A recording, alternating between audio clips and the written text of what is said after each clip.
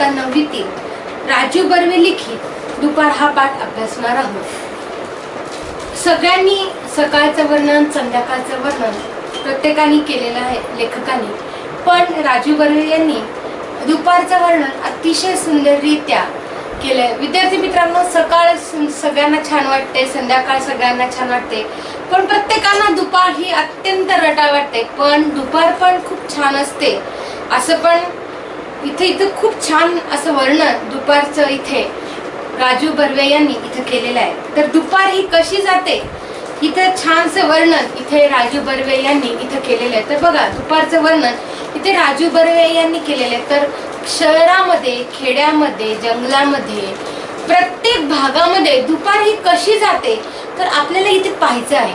तर चला तर विद्यार्थी मित्रांनो, दुपारचं वर्णन राजू बर्वे यांनी इथे कसं केलेलं आहे हे आपल्याला बघायचं आहे।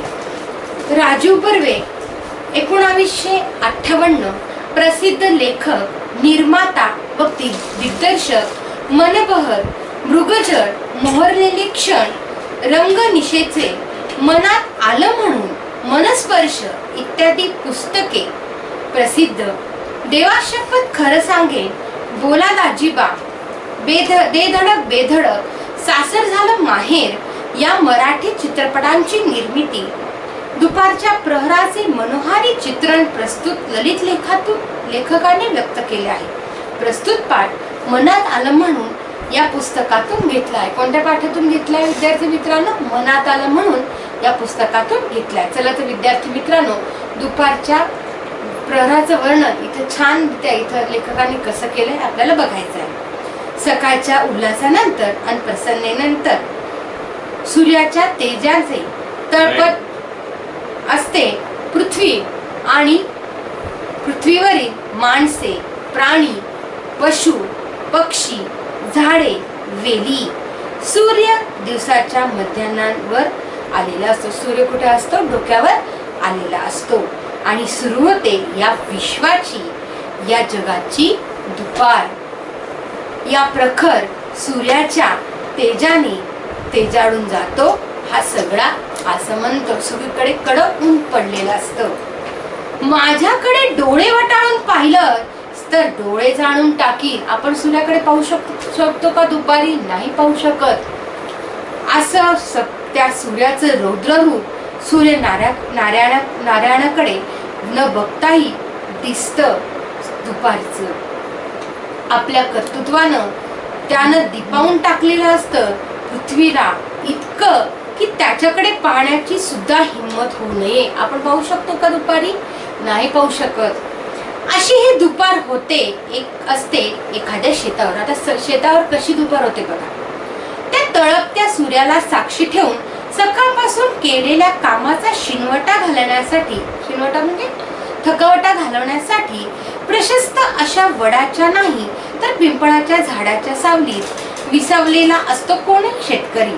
सगळा शेताची कष्ट केलेला शेतकरी काय करतो? दुपारी त्या झाडाखाली बसतो। सकाळपासून नांगरून आणि घाम गाळून झाल्यावर घराच्या लक्ष्मीने आणलेली भाकर तुकडा तिच्याच बरोबर 2-4 सुख दुःखाच्या गोष्टी करत नुकताच खाऊन झालेला असतो। आपल्या धनाच्या कष्टाकडे मोठे कौतुकाने पाहत असते ती। चित्र दिलेले बघा तिथे। दुपार कृतकृत्य होऊन मोठ्या आदराने पाहत असते। बघा, हा शेतकरी आपल्याला जगाचा पोशिंदा असतो। दिवसभर हा दुपारभर सकाळची कष्ट करत असतो आणि दुपारी काय करत असतो? हा आपल्या बायकोसोबत काय करत असतो? जेवत असतो। त्या दोघांकडे डोईवरच्या वडाच्या झाडावरच्या पक्ष्यांचाही किलबिलाट आता थांबलेला असतो आणि फांदीवरचं ऊन लागणार नाही अशा झाडाच्या सावलीत बिचारे पक्षी देखील थोडीशीच पण छानशी डुलकी काढत असतात। लांबवर भटकणारे, शेकडो मैलाची रपेट करणारे पक्षी देखील मिळेल त्या वृक्षावर थोडीशी विश्रांती घेत असतात। सकाळपासून प्रयत्न करून थोडं दाणा पाणी मिळाल्यावर छोटे छोटे पक्षी देखील कुठेतरी विसावत असतात। हे पक्षी देखील सकाळी फिरायला निघालेले असतात विद्यार्थी मित्रांनो। हे देखील दुपारी बघा, चिवचिवाट कुठेच नसतो। हे पण काय करत असतात? थोडेसे दुपारी एकाशा झाडाच्या कुठेतरी विश्रांतीला थांबलेले असतात। सकाळपासून प्रयत्न करून थोडा दाणा पाणी मिळाल्यावर छोटे छोटे पक्षी देखील कुठेतरी विसावत असतात आणि घराच्या आश्रयानं राहणारी कबुतरे देखील गुटरगुट थांबवून कुठेतरी छपऱ्याच्या सांदी थोडी सैलावलेली असतात आणि आणखी उत्साहानं काम करण्यासाठी सज्ज होण्यासाठी थोडी विश्रांती घ्या. म्हणून असे पशु पक्षी आणि प्राण्यांना देखील ही दुपार बघा, आपण सुद्धा सकाळी कष्ट करत असतो आणि दुपारी देखील संध्याकाळच्या कामासाठी सज्ज होण्यासाठी दुपारी विश्रांती घेत असतो. तसेच हे पक्षी देखील दुपारी थोडेसे विश्रांती घेत असतात. जंगलातले प्राणी देखील भक्ष्य मिळवण्यासाठीची भटकंती आता बंद करून, नाहीतर सकाळी सकाळीच ताव मारलेलं आपलं भक्ष्य आता पचवण्यासाठीची पायपीट बंद करून एखाद्या ढोलीत नाहीतर गुहेत अंमळ पाय ताणून विसावलेले असतात. जगाची सगळी काळजी आणि उद्याची भ्रांत त्या देखण्या जनावरांनी दुपारवर टाकून दिलेली असते. दुपारनं ही काळजी घेतलेली असते आणि छान आराम करा म्हणत असतेही त्यांना. दुपार कशासाठी असते विद्यार्थी मित्रांनो? आराम करण्यासाठी. खेडोपाडी गाव सुस्तावलेली असतात. शेतावर न गेलेल्या घरातल्या बायका सगळी घरकाम करून 2 घटका जरा डोळं मिटूया म्हणून विसावलेले असतात आणि घराच्या दरवाजावर टांगलेल्या पिंजऱ्यातल्या पोपट देखील छानपैकी पेंगत असतो. या सगळ्यांची काही क्षणांची विश्रांती असते दुपार. परत ताजतवानं होण्याकरता कार्यरत असते ती. सगळे विश्रांतीसाठी काय असते? ही दुपार असते. दुपार होते एखाद्या शहरात. आता शहरात कशी दुपार असते बघा, नाहीतर महानगरीत. काबाड कष्ट करून दमलेला कोणी गाडीवान आपली हातगाडी थोड्याशा सावलीत लावून आतापर्यंत बरीपैकी कमाई मिळाली, पण एखादी आणखी चांगली वर्दी येईल का या विवंचनेत थोडा पोहरलेला असतो. आणि कोणी शेठ तेवढ्यात त्याला उठ रे करून उठवतोही.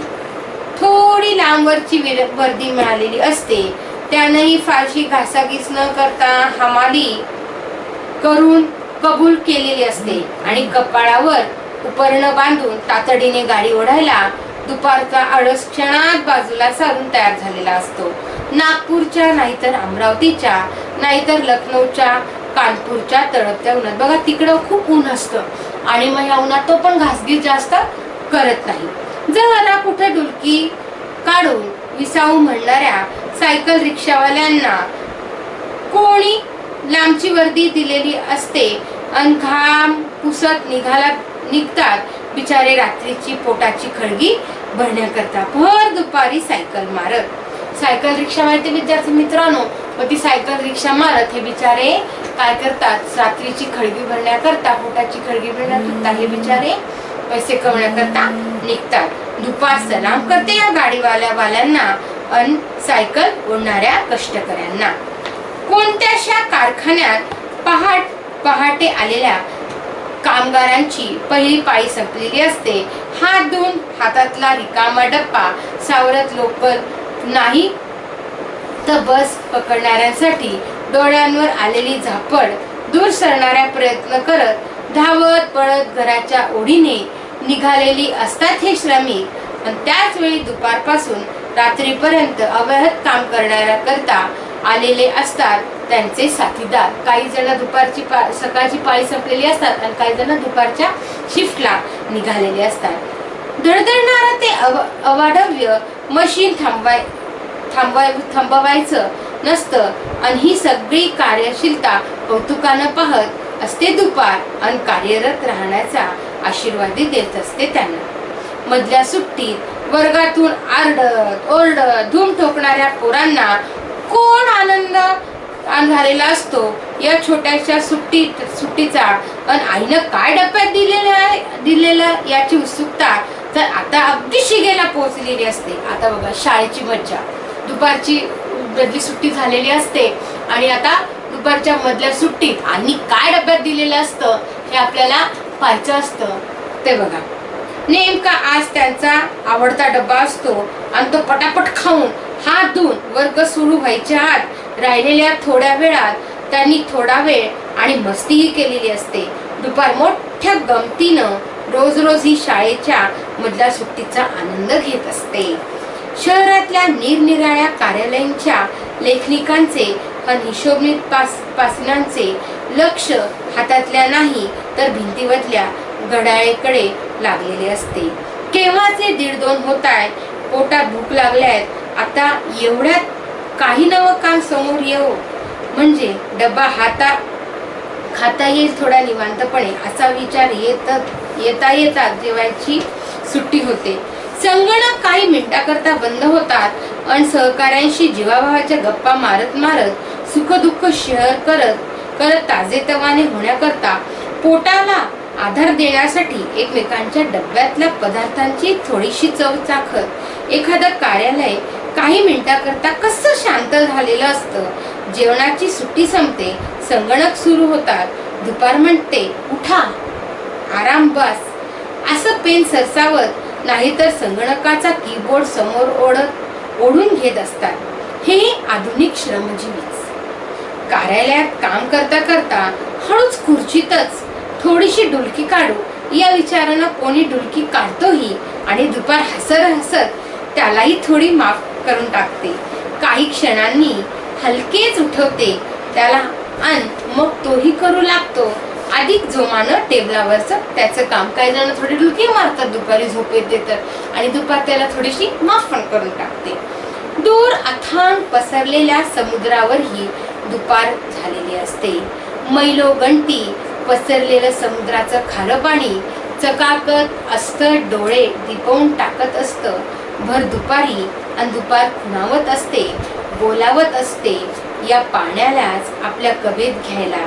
गरम झालेलं तडपणारं पाणी मात्र प्रचंड ओढीनं वाफ होऊन बघा दुपारी आता समुद्राचं पाणी कसं होतं बघा, आकाशाकडे झेपावतं आणि मग दुपार सुकावते. हे दृश्य पाहून सृष्टीचं हे चक्र असं अव्याहत चालू असतं आणि त्यातली महत्वाची भूमिका पार पाडते दुपार. कशाची भूमिका असते दुपारची? वाफ होते. वाफेचं काय होतं मग? ढग बनतात, मग काय पडतो?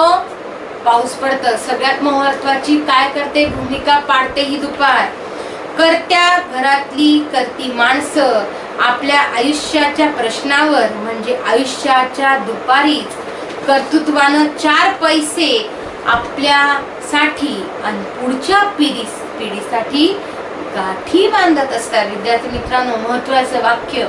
करत्या घरातली करती माणसं आपल्या आयुष्याच्या प्रश्नावर म्हणजे आयुष्याच्या दुपारीच कर्तृत्वानं 4 पैसे आपल्यासाठी आणि पुढच्या पिढीसाठी गाठी बांधत असतात.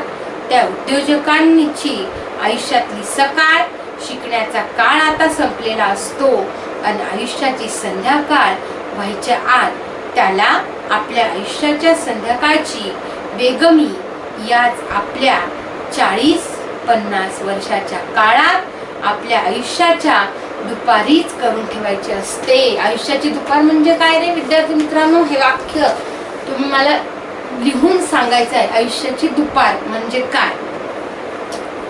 आयुष्याच्या दुपारीच करून ठेवायची असते. हे सुद्धा चक्र असंच चालू असतो. घरोघरी घरातली वृद्ध माणसं बिछाणावर पडून वामकुक्षी करता करता दुपारी विचार करत असतात मागे बघत. त्या दुपारच्या शांततेत आपण गमावलेल्या बाबींची मनात कुठेतरी पहुडल्या उजळणी चालू असते. कुठेतरी भीतींची एखादी लकेरही मनात येऊन जाते भविष्याबद्दल. पण मग रोज हाच विचार करायची तरी काय गरज? उद्याची दुपार पाहायला मिळणार आहे का नाही याचाही नको करायला विचार. जेव्हा जे व्हायचं ते होणार आहे. आपण फक्त या दुपारचे प्रतिनिधी. असा विचार करून मन शांत केल्यावर दुपार मग त्या दमल्या बागल्या जीवांना पुरेपूर विश्रांतीही घेऊन देते.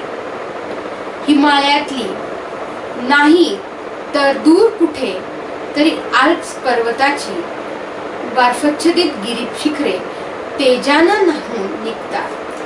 दुपारच्या काहिलीनं सुरू होते विघटन. पण निराळच काम करत असते दुपार.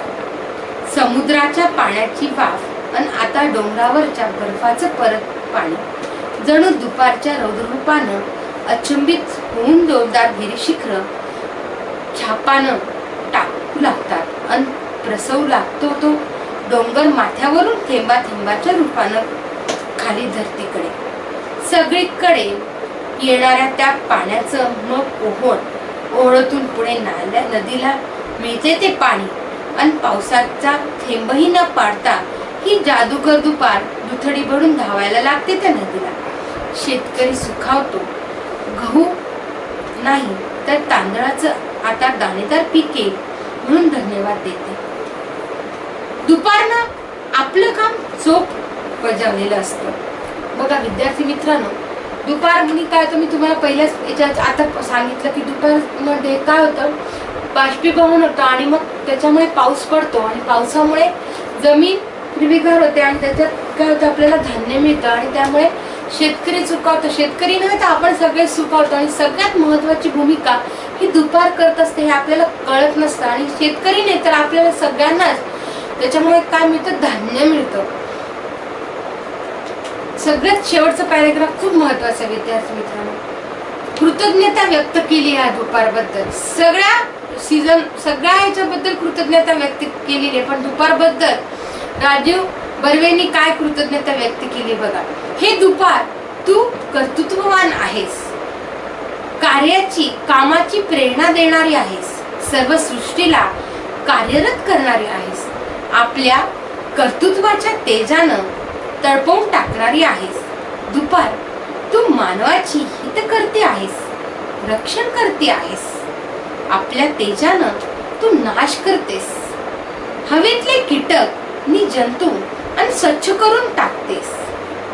असं म्हणतो, तू उदास नाहीस तर उल्हास आहेस, तू अचेतन नाहीस तर चेतना आहेस, सकाळनंतर येणारी तू दीर्घ कर्तृत्व वाहिनी आहेस, सृष्टीला कार्यप्रवण करण्याची विलक्षण शक्ती तुझ्यात आहे, उल्हासाला कार्यरत ठेवणारी, वैभवाची वाट दाखवणारी, संध्याकाळ चांगली जावी म्हणून झटायला लावणारी, तेजानं अशुभ अमंगल किडीची नाश करणारी तुला शतशः प्रणाम, तुला शतशः प्रणाम, तुला शतशः प्रणाम. विद्यार्थी मित्रांनो, तुम्ही म्हणतात की दुपार कंटाळवाणी जाते, दुपार कंटाळी जाते, पण विद्यार्थी मित्रांनो, आपली सकाळी दगदग होते, संध्याकाळी दगदग होते, पण सगळ्यात महत्वाचं म्हणजे आपल्याला सगळ्यात आराम मिळतो. तर कधीचा सगळ्यात आराम मिळतो तर महत्वाचा भाग म्हणजे दुपारीच आराम मिळतो.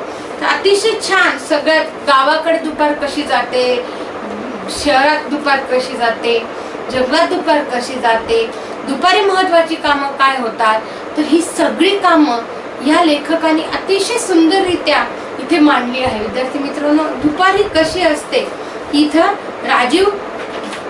लेखक राजीव यांनी इथे मांडलेले आहे.